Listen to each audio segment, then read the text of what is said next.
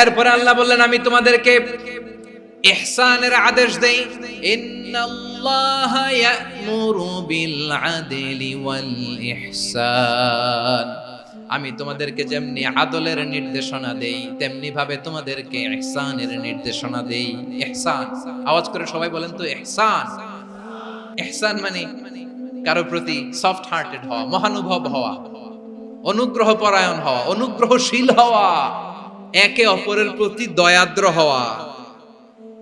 একে অপরের প্রতি দয়াদ্র অনুগ্রহশীল হওয়া ছাড়া মানবিক সমাজ কশিনকালেও গঠন করা সম্ভব না। প্রিয় ভাইরা, সুন্দর আচরণ দিয়ে, ইহসান দিয়ে যা জয় করা যায়, নরম আচরণ দিয়ে যেটা অর্জন করা যায়, কঠোরতা দিয়ে সেটা পারা যায় না। বিষ্ণু ঈসা ইসলাম ইহসান দিয়ে, কোমল আচরণ দিয়ে, তার অনুগ্রহ দিয়ে তিনি অনেক কাফিরের হৃদয়কে জয় করে ফেলেছেন। সাইয়েদনা সুমামা ইবনে উসাল রাদিয়াল্লাহু তাআলা আনহুর কথা মনে পড়ে যায়। তিনি ছিলেন ইয়ামামার বাদশা। মদিনাতে বিশ্বনবীকে হত্যা করার নিয়তে এসেছিলেন। গোপনে গোপনে বিশ্বনবীকে হত্যা করে আবার ইয়ামামাতে তিনি ফিরে যাবেন। কিন্তু কি অবাক করা কাণ্ড, হত্যা করতে পারে নাই, সাহাবাদের হাতে তিনি ধরা পড়ে গেলেন। সাইয়েদনা সুমামা ইবনে উসাল রাদিয়াল্লাহু তাআলা আনহু হত্যার নিয়তে আসলেন, কিন্তু হত্যা করতে পারলেন না। সাহাবারা ওনাকে ধরে ফেললেন, ধরে মসজিদে নববীর পিলারের মধ্যে বেঁধে রাখলেন। সুমামা ইবনে উসাল, সিরাত থেকে শোনাচ্ছি রাদিয়াল্লাহু তাআলা আনহু ইয়ামামার অধিপতি ছিলেন। বিশ্বনবীকে হত্যার জন্য আসছেন, ধরা পড়ে গেছেন, এখন মসজিদে নববীতে বেঁধে রাখছেন। তার মানে বন্দী। এখন স্ট্যাটাস কি? বন্দী, ক্যাপ্টিভ। বিষ্ণু ঈসা ইসলাম সাহাবাদেরকে বললেন, তার খোঁজ খবর নিও, সুমামা ইবনে উসালের খোঁজ খবর নিও। সাহাবারা বলেন, ইয়া রাসূলুল্লাহ, আপনাকে হত্যা করতে এসেছে, তার তো কঠিন ক্যাপিটাল পানিশমেন্ট হওয়া দরকার, কঠিন শাস্তি হওয়া দরকার। বিশ্বনবী বললেন, না, আমি যেটা জানি তোমরা সেটা জানো না, তোমরা সুমামার সাথে ভালো আচরণ করো। বিশ্বনবী সুমামার কাছে গেলেন। প্রথম দিন যে তিনি কালেমার দাওয়াত দিলেন, ইমানের দাওয়াত দিলেন, ইসলামের দাওয়াত দিলেন, রিসালাতের দাওয়াত দিলেন, আখিরাতের দাওয়াত দিলেন। পরের দিন যে বিশ্বনবী সালাতের দাওয়াত দিলেন, যাকাতের দাওয়াত দিলেন, ইসলাম কি, কিভাবে, কেমন করে পালন করতে হয় চমৎকার আর্টিকুলেট করতে শুরু করলেন। তন্ময় হয়ে সুমামা ইবনে উসাল রাদিয়াল্লাহু তাআলা আনহু বিশ্বনবীর কথাগুলো শুনতে আরম্ভ করলো। একদিন নয়, দুই দিন নয়, টানা 3 দিন বিশ্বনবী সুমামার কাছে ইসলামকে প্রেজেন্ট করেছেন, উপস্থাপন করেছেন। আওয়াজ করে বলেন, কয় দিন? 3 দিন। 3 দিন মসজিদে নববীতে বাঁধা। আর সাহাবীদেরকে বললেন, তার খোঁজ খবর নিও, তোমরা যে রুটি বানাও এর মধ্যে সবচেয়ে ভালো আটার রুটিটা তারে দিও, সবচেয়ে রিফাইন্ড খেজুর, যেটা পিওর খেজুর, এটা তারে দিও। আর বিশ্বনবী নিজের উট থেকে দুধ দহন করে ওনার বাড়ির এক কর্মচারীকে বলেছেন, দুধ দহন করে সুমামার জন্য নিয়ে যেও। সুবহানাল্লাহ পড়বেন না? সবাই তো অবাক, ইয়ামামা থেকে আসছে নবীকে হত্যা করতে, বিশ্বনবী দেখে তারে জামাই আদর করে। একদিন নয়, 2 দিন নয়, টানা 3 দিন বিশ্বনবী এভাবে সুমামার কাছে যে ইসলামকে প্রেজেন্ট করতে আরম্ভ করলেন, ইসলামকে উপস্থাপন করতে শুরু করলেন। আর তাকে চমৎকার এন্টারটেইনমেন্ট, আপ্যায়ন দিতে আরম্ভ করলেন। টানা 3 দিন যখন ইসলামের দ্য বিউটিজ অফ ইসলাম, ইসলামের সুমহান বাণী, সৌন্দর্য তার কাছে উপস্থাপন শেষ, তাকে আপ্যায়ন শেষ, বিশ্বনবী বললেন সাহাবাদেরকে, যাও এবার সুমামার হাতের পায়ের রশি দুটো খুলে দাও। সাহাবারা তর্ক জুড়ে দিলেন, লা ইয়া রাসূলুল্লাহ, এমনটা করবেন না, তো ভয়ঙ্কর ভয়ঙ্কর খুনি, কি জানি কি হয়ে যায়। বিশ্বনবী বললেন, না, তার হাতে পায়ের রশিগুলো খুলে দাও। সাহাবারা বিশ্বনবীর কথা মতো তার হাতে পায়ের রশিগুলো খুলে দিল। সুমামা মুহূর্তের মধ্যে মসজিদে নববী থেকে বের হয়, ইয়ামামায় ফিরে না যে মসজিদে নববীর পাশে একটা খেজুর বাগান ছিল, সেখানে চলে গেলেন। সেখানে একটা ছোট্ট কুয়া ছিল, কুয়ার পানি দিয়ে তিনি গোসল করলেন। সুবহানাল্লাহ পড়েন। কুয়ার পানি দিয়ে গোসল করে মসজিদে নববীর সামনে এসে বিশ্বনবী এবং সাহাবাদের সামনে দাঁড়িয়ে সাব্বাবা উঁচু করে বললেন, আশহাদু আল্লা ইলাহা ইল্লাল্লাহ ওয়া আশহাদু আন্না মুহাম্মাদান আবদুহু ওয়া রাসূলুহু। আমি সাক্ষ্য দিচ্ছি আল্লাহ ছাড়া কোনো ইলাহ নাই, আর মুহাম্মদ আল্লাহ তাআলার প্রেরিত বান্দা এবং রাসূল। প্রিয় ভাইয়েরা, ইহসান দিয়ে যা জয় করা যায়, কঠোরতা দিয়ে সেটা কঠিনকালেও জয় করা যায় না। আওয়াজ করে বলেন ঠিক কি না? এবার সুমামা দাঁড়িয়ে বলে, ওগো নবী, আমি তো কালিমা পড়ে মুসলমান হয়ে গেলাম, এবার শোনেন, এই মুহূর্তের আগে আপনার চেহারার চাইতে নিকৃষ্ট কোনো চেহারা আমার কাছে ছিল না, কিন্তু শাহাদা পাঠ করার পরে আপনার চেহারার চাইতে উত্তম শ্রেষ্ঠ কোনো চেহারা আমার কাছে আর নাই। ও নবী, আজকের দিনের আগে ইসলাম ধর্মের চেয়ে নিকৃষ্ট অপছন্দনীয় কোনো ধর্ম আমার কাছে ছিল না, কিন্তু এই মুহূর্ত থেকে ইসলামের চেয়ে সেরা শ্রেষ্ঠ পছন্দনীয় কোনো ধর্ম আমার কাছে নাই। নবী গো, আজকের দিনের আগে মদিনার চাইতে অপছন্দনীয় নিকৃষ্ট কোনো শহর আমার কাছে ছিল না, কিন্তু এই মুহূর্তের পর থেকে মদিনার চাইতে কোনো শ্রেষ্ঠ শহর আমার জানা নাই। সে ছিল গমের বড় ডিলার, গম বেচত। কি বেচত? তার গম কিনে মক্কার লোকেরা রুটি খাইতো। সে ঘোষণা দিল, আজকে থেকে মক্কাবাসীদের জন্য সব গম আমি হারাম করে দিলাম, মক্কাবাসী এখন না খেয়ে মরে। সুবহানাল্লাহ পড়বেন না? মক্কাবাসী বিশ্বনবীর কাছে আসলেন, এসে বললেন, মুহাম্মদ, আমরা তো তোমার ভাই, তোমার চাচা, তোমার ভাতিজা, তোমার আত্মীয়, তুমি সুমামারে বলো সে যেন আবার গমের সাপ্লাই মক্কার জন্য অনুমতি দিয়ে দেয়। বিশ্বনবীর অনুমতি ক্রমে সুমামা আবার মক্কাতে গম পাঠাতে শুরু করলো। পড়েন সুবহানাল্লাহ।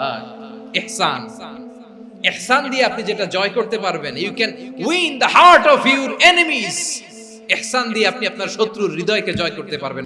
এজন্য আল্লাহ বললেন, ওয়া আনফিকু ফি সাবিলিল্লাহি ওয়া লা তুলকু বিআইদিকুম ইলাত তাহলুকা ওয়া আহসিনু ইন্নাল্লাহা ইউহিব্বুল মুহসিনিন।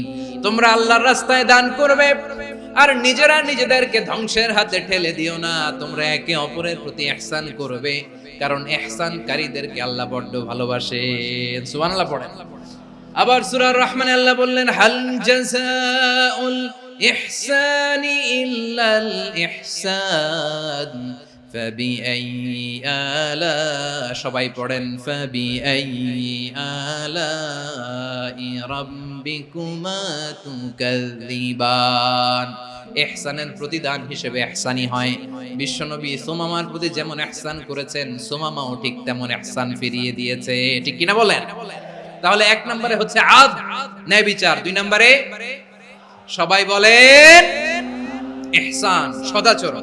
ইহসান দুই ধরনের প্রিয় ভাইরা, ইহসান ফিল ইবাদা, ইহসান ফিল মুআমালা। ইহসান ফিল ইবাদা হচ্ছে একাগ্র অনুভবে ইবাদতে ডুব দেওয়া, এর নাম ইবাদতের ইহসান। সুবহানাল্লাহ পড়ুন। বিশ্বনবী বলেন, ইহসান মানে কি জানো নাকি?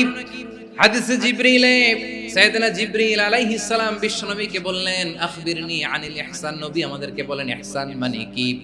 বিশ্বনবী বললেন, আনতা আবুদাল্লাহা কাআন্নাকা তারাহু ফাইন লাম তাকুন তারাহু ফাইন্নাহু ইয়ারাক। ইহসান মানে হলো এমন ভাবে তুমি আল্লাহর সামনে নিজেকে উজাড় করে ইবাদত করবে, তুমি ভাববে তুমি আল্লাহকে দেখতে পাচ্ছ। আর এটা যদি ভাবা তোমার জন্য কঠিন হয়ে যায়, অন্তত এতটুকু তুমি ভাববা যে আল্লাহ তোমাকে দেখতে পাচ্ছেন। ঠিক কিনা বলেন? ও আমার বীর চট্টলার ভাইয়েরা, কেউ যেটা দেখে না সেটা দেখে কে? এই বিশ্বাস হৃদয়ের মধ্যে আছে? নামাজে যখন দাঁড়ান এই ফিলিংসটা আনা যাবে? এসা পর্যন্ত যে আমরা হায়াত পাবো কোনো গ্যারান্টি আছে? সবাই আওয়াজ করে বলেন, গ্যারান্টি আছে? গ্যারান্টি নাই। এজন্য বিষ্ণু ইসলাম বলেছে, এমন ভাবে নামাজে দাঁড়াও, ইবাদত করো, মনে করো হতে পারে এটাই আমার জীবনের শেষ নামাজ। পারফর্ম দ্য সালাহ as if this is your last and final prayer. এমন ভাবে সালাতে দাঁড়াও, ভাবো হতে পারে এটাই তোমার জীবনের শেষ নামাজ। এমন ভাবে নামাজে দাঁড়াও, ভাবো এটাই শেষ নামাজ। তাহলে নামাজে একাগ্রতা বাড়ায় দিবে কে? ফলে ইবাদতের ইহসান আমাদের অর্জিত হবে।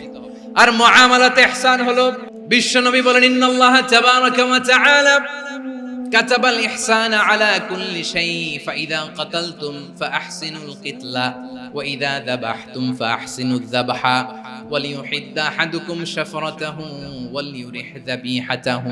ইহসান দুই ধরনের, আওয়াজ করে বলতে হবে। কয় ধরনের? একটা হচ্ছে ইহসান ফিল ইবাদা, ইবাদতে ইহসান। ইবাদতে ইহসান কি? একাগ্র অনুভব দিয়ে ইবাদত করা, মন প্রাণ দিয়ে ইবাদত করা। আর মুআমালাতে ইহসান কি? সব কাজে, দৈনন্দিন কাজে, কর্মে, সামাজিক অ্যাক্টিভিটিতে কোমলতা প্রদর্শন করা, অনুগ্রহের সাথে সবকিছু করা। আল্লাহ তাআলা ইন্নাল্লাহা তাবারাকা ওয়া তাআলা কাতাবাল ইহসানা আলা কুল্লি শাই, তিনি সবকিছুর ব্যাপারে ইহসানকে আবশ্যক করেছেন। সবকিছু, মুমিনের সব কাজে ইহসানের পরশ থাকবে। ওয়া ইযা কাতালতুম ফাহসিনুল কিতলা, বিষ্ণুই বলেন তুমি যখন কাউকে হত্যা করো ইহসানের সাথে করো। সুবহানাল্লাহ পড়বেন না? যখন হত্যা করো তখনও ইহসানের সাথে। আচ্ছা, হত্যা করবো আবার ইহসান আসবে করতে, করে তো মেরেই ফেলবো আমি। আল্লাহ, ও ভাই একজন খুন করেছে, খুনি, রাষ্ট্রীয় আইনে তার শাস্তি হয়েছে ডেথ পেনাল্টি, মৃত্যুদণ্ড। এখন মৃত্যুদণ্ড দেখে আপনি যেমনি মন চায় তেমনি মারবেন লোকটারে? ওর নাক কেটে ফেলতে পারবেন? ওর কান কাটতে পারবেন? ওর চোখ উপড়ে ফেলতে পারবেন আপনি? যেমন মন চায় তার অঙ্গহানি করা যাবে না। ইহসানের সাথে তাকে হত্যা করো।